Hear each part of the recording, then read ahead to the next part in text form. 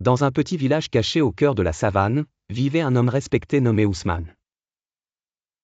Il avait 2 épouses, Aminata, l'aînée, solide et digne, et Fatou, la jeune épouse, vive comme le vent et réputée pour ses rires éclatants.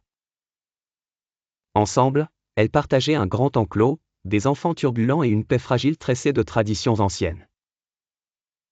Un matin, au retour du marché, Fatou découvrit le collier d'or précieux d'Aminata disparu.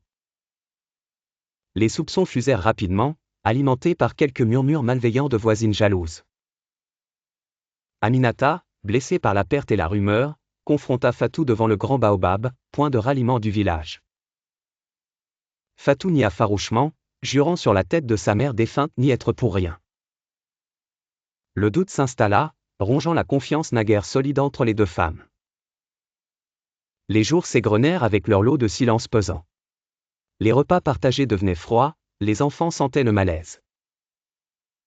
Un soir, Ousmane proposa de résoudre l'affaire devant le conseil des anciens, espérant ainsi éclaircir la situation et apaiser les tensions. La nuit fut longue pour Aminata et Fatou. Toutes 2 redoutaient le jugement, d'autant plus que la trahison, si elle était prouvée, entraînerait l'exil de la coupable. Le lendemain, devant les anciens, Aminata raconta la disparition de son collier et ses soupçons envers Fatou.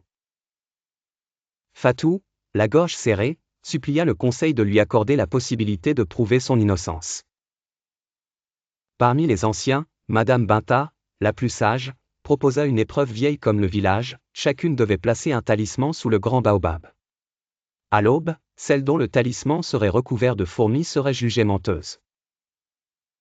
La nuit venue, Fatou se glissa silencieusement sous le baobab, le cœur battant. Elle aperçut alors une silhouette se faufilant, c'était l'une des voisines, Fanta, qui répandait du miel autour du talisman de Fatou pour attirer les fourmis. Fatou retint son souffle, puis alla réveiller Aminata. Ensemble, elles surprirent Fanta en plein acte.